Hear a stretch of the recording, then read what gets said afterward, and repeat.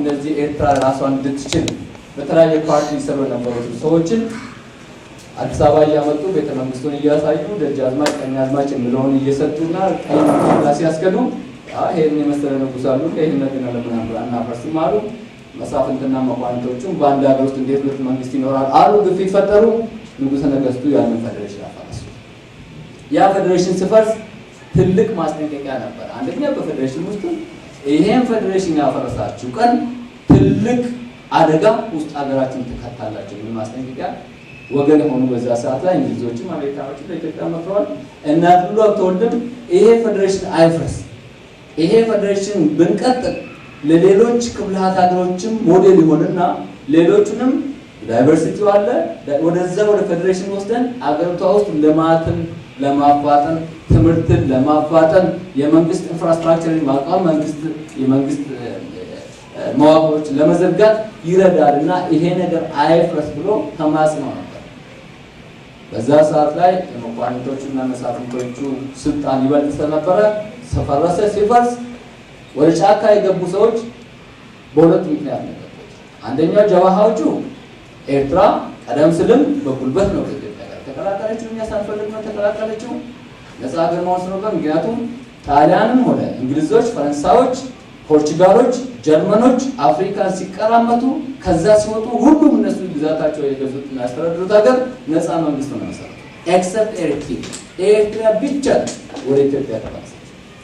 ያውም በኤርትራዎች ቀደም ባሉ እና እነዛ ጀባዎች ድሮም ያለ ፍላጎታችን ነገባ እንደውም ኤርትራ ማስመለስ ኤርትራ ነፃ መውጣት አለበት አሉ።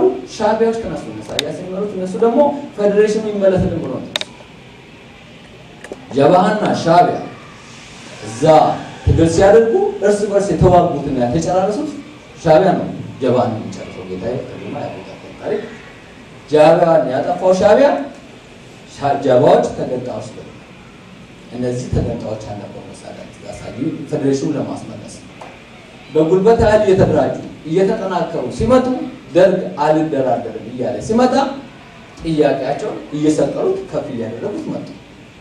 አማን ሚካኤል አምደው ስልጣን ላይ እንደመጣ ወደ ኤርትራ ሄዱ። የሻዕቢያ ተዋጊዎችን ጫካ ውስጥ አነላቀው አባቶቻቸውን ጠቅላላ ሽማግሌዎችን ለዛሬ በሞት አጠፉ። በዛ ሰዓት ላይ የዩኒየኒስት ፓርቲ ሜምበርስ የነበሩ የነዚህ ያለው የኢሳያስ አባቱ ቤተሰቦች የነበሩ ናቸው። እነሱን አነጋግሮ ልጆቻችሁን አምጡ፣ እቺን ሀገር ኢትዮጵያ ወይ ሞት ብለን ዋጋ ከፍሎ አባቶቻችን ከተቀላቀለ በኋላ እንዴት ኢትዮጵያ ላይ ጦር ይመዘዛል? እንዴት እናት ሀገራችን ይወጋሉ? ይሄ ክደት ከየት መጣ? የሚል ቅስቀሳ አካሄደው ኤርትራኖች እሺ ብለው ለመቀላቀል ፌዴሬሽኑ ይመለስልኝ ሲሉ አማን ሚካኤል አምደው ወደ አዲስ አበባ ሲመለስ የጠበቀው ርሽና ነበር። ደብረሽ ኤርትራ ሊያስገነጥል ከዛ በኋላ የኤርትራ ጉዳይ በምንድን ነው ነው ይሄ የሶማሌ ጦርነት ተጀመረ። ጦርነቱ ግን ወደዛ ዘመተ። በዛ ሰዓት ሻዕቢያ መጣና እስከ አስመራ ድረስ ደረሰ። ጉልበት እያበጠ መጣ ማለት ነው። ከዛ ከምስራቅ ጦር ግንባር የተመለሰውን አመጡና ወደዚህ ያሰፈሩ። ወደዚህ ሲያሰፍሩ ሻዕቢያን አቅሙን አወቀ፣ ደረጃውን አየ። ወያኔዎችን እያደራጀ ድል ካላዳቀቁ በስተቀር ኃይል ብቻዬን መቋቋም አልችልም አለ። የተለያየ ድርድር ላይ ያቀረቡት በአካችን ፌዴሬሽናችን መልስልን ብሎ አልተሳካም። የመጨረሻው ምሳሌ የመጨረሻው የሆነው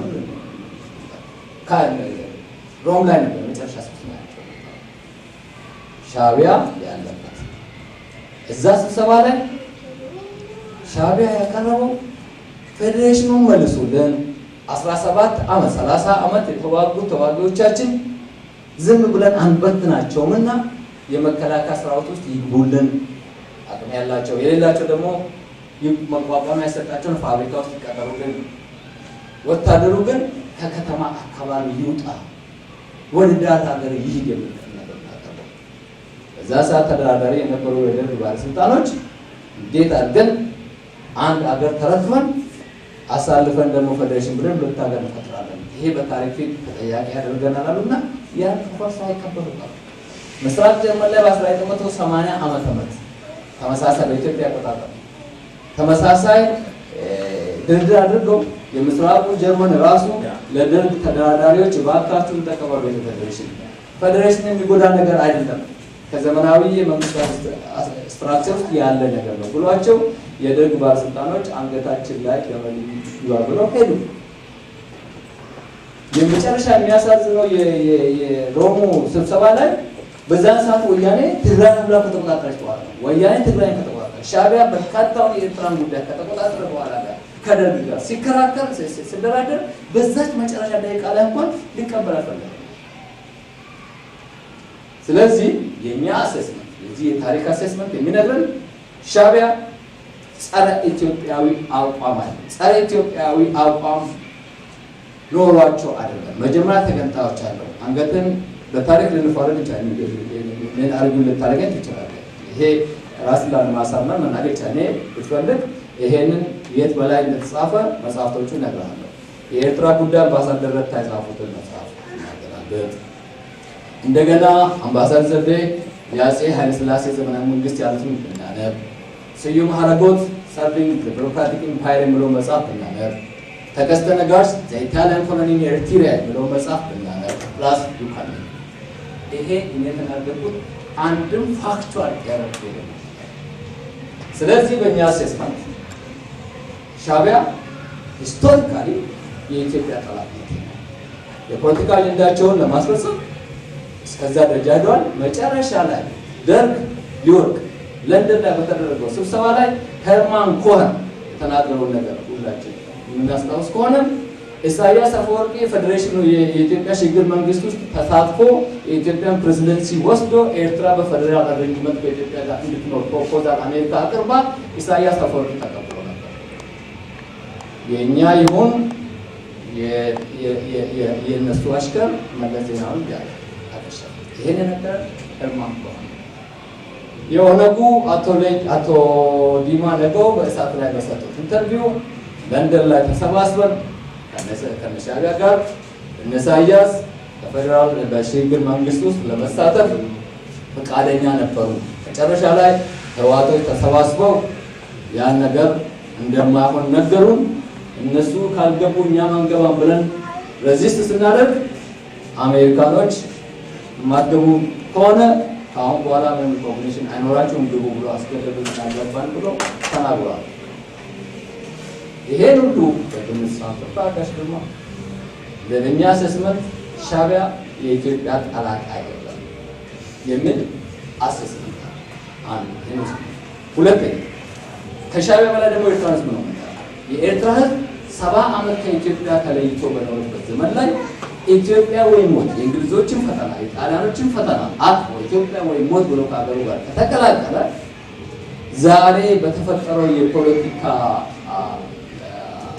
ውሳኔ የተለያየውን ህዝብ ለያይቶ ማኖር የሚችል ነገር የለም ብለን አንድ የጋራ እድል ያለን ህዝቦች በባህል፣ በቋንቋ፣ በታሪክ የተሳሰረ እኔ ኤርትራ ምድር ውስጥ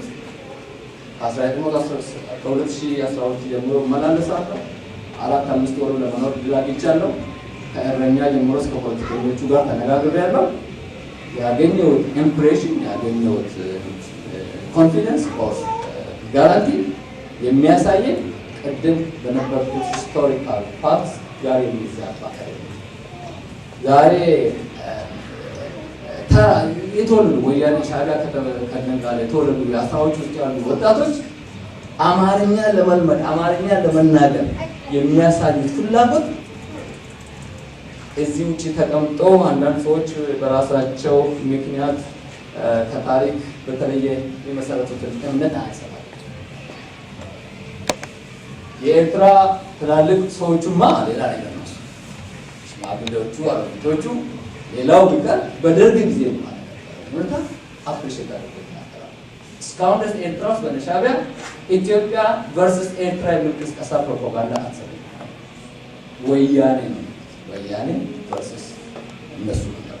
ህዝቡን ስትጠይቁት አሁንም አንድ ቀን ይመጣና አዲስ አበባ ጀምሮ ቀን በመጣና ጎንደር ጀምሮ ዘመዶችን ጅባየው የተወለዱበትን ቦታ ባየው አዲስ አበባ ጀምሮ ሄደው እንኳን ማለት እንዲህ ነው የሚሉት እንጂ